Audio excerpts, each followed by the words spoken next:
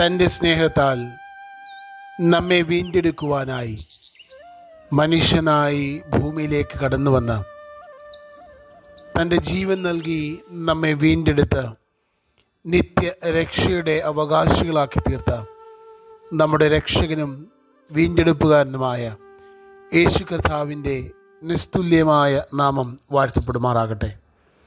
നമ്മുടെ കർത്താവായ ക്രിസ്തുവിൻ്റെ പീഡാസഹനങ്ങളെ ധ്യാനിക്കുകയും ക്രൂശിനോട് സമരസപ്പെടുവാൻ ശ്രമിക്കുകയും ചെയ്യുന്ന അനുഗ്രഹീതമായ വലിയ നോമ്പിൻ്റെ ദിനങ്ങളിലൂടെയാണ് നാം കടന്നു പോകാം.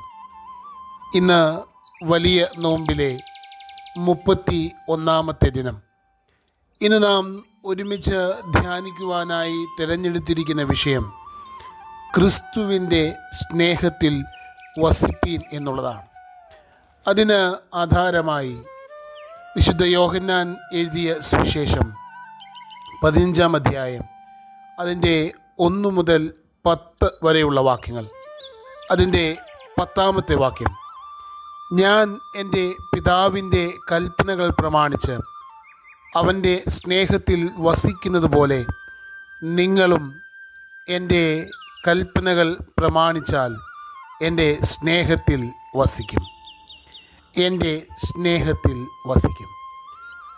വിശുദ്ധ യോഹന്നാന്റെ സുവിശേഷം 15-ാം അധ്യായം നമ്മളോട് സംസാരിക്കുന്നത് യേശു കർത്താവ് മുന്തിരിവള്ളി എന്ന അനുഭവത്തിൽ നിന്നുകൊണ്ടാണ്.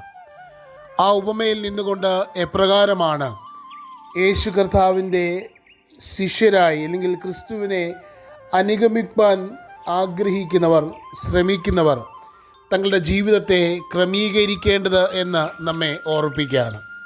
സാക്ഷാൽ മുന്തിരിവള്ളിയായ യേശു കർത്താവിനെ നമുക്കവിടെ കാണുവാൻ സാധിക്കും. പിതാവ് തോട്ടക്കാരനോട് ഉപമിച്ചിരിക്കുകയാണ്. മുന്തിരിവള്ളിയിൽ ചേർന്ന് നിൽക്കുമ്പോൾ മാത്രമേ കൊമ്പുകൾക്ക് ഫലം കായ്ക്കാൻ സാധ്യമായി തീരുകയുള്ളൂ.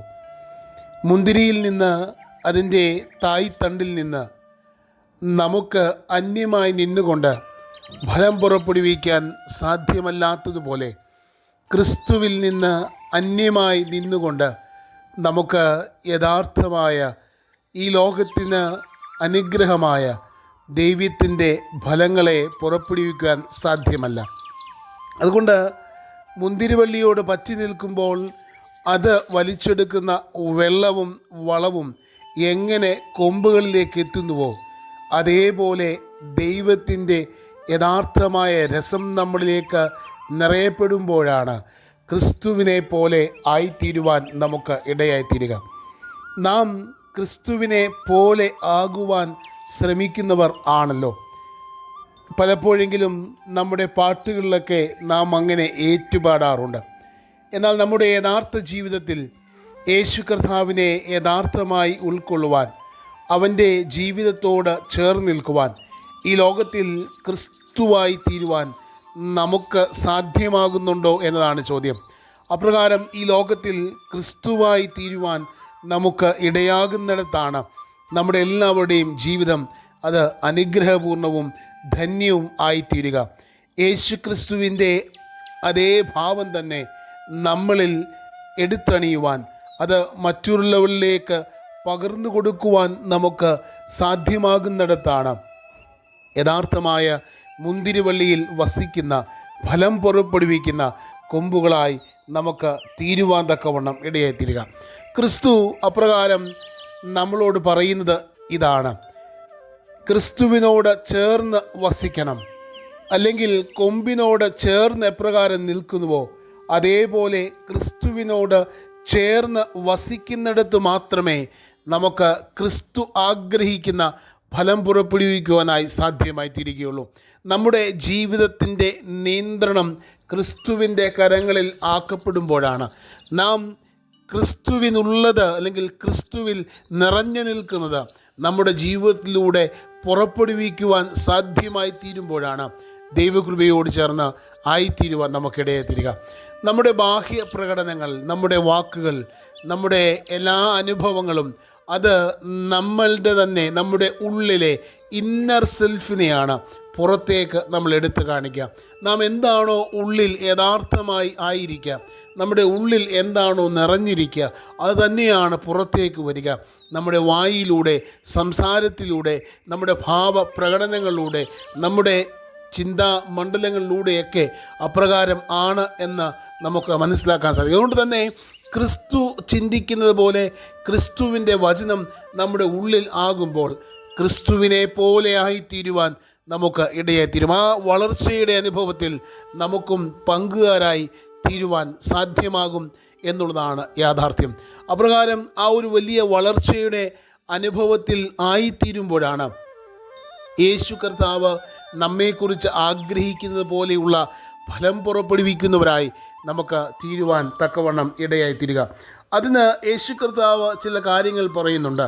നാം വായിച്ചു കേട്ട വാക്യം, പിതാവ് ക്രിസ്തുവിനെ സ്നേഹിച്ചതുപോലെ, ക്രിസ്തു നമ്മെ സ്നേഹിച്ചതുപോലെ നമുക്ക് അതേ സ്നേഹത്തിൽ നിറയുവാൻ സാധ്യമായി തീരുമ്പോഴാണ് ദൈവകൃപയോട് ചേർന്ന ഫലം പുറപ്പെടുവിക്കാൻ നമുക്ക് സാധിക്കുക. ക്രിസ്തു നമ്മെ സ്നേഹിച്ച സ്നേഹത്തിൽ ആകുവാൻ, അതിൽ വസിപ്പാൻ, ആ സ്നേഹത്തെ പകർന്നു കൊടുക്കുവാൻ തക്കവണ്ണം നമുക്ക് കഴിയണം. എന്താണ് ക്രിസ്തു നമ്മളെ സ്നേഹിച്ച സ്നേഹത്തിൻ്റെ പ്രത്യേകത? ആ സ്നേഹത്തിൻ്റെ പ്രത്യേകത സകലവും നമുക്ക് വേണ്ടി വിട്ടു നൽകുന്ന സ്നേഹമാണ്. ഒന്നും പിടിച്ചു വയ്ക്കാത്ത സ്നേഹമാണ്, പിടിച്ചു വാങ്ങിക്കാത്ത സ്നേഹമാണ്. നമുക്ക് വേണ്ടി സകലവും തന്നെ ഒഴിച്ചു കളയുന്ന വലിയ സ്നേഹം, തൻ്റെ ജീവൻ പോലും നമുക്ക് വേണ്ടി പകരം വെച്ച് തരുന്ന വലിയ സ്നേഹം, തൻ്റെ അവസാന തുള്ളി രക്തം വരെയും നമുക്ക് വേണ്ടി ഇറ്റിച്ചു തരുന്ന വലിയ സ്നേഹം. ആ സ്നേഹത്തിൽ വസിക്കുവാൻ, നിറയുവാൻ നമുക്ക് കഴിയുമ്പോഴാണ് നാം ദൈവത്തോട് ചേർന്ന് ഫലം പുറപ്പെടുവിക്കുന്നവരായി തീരുവാൻ തക്കവണ്ണം ഇടയായിത്തീരുക.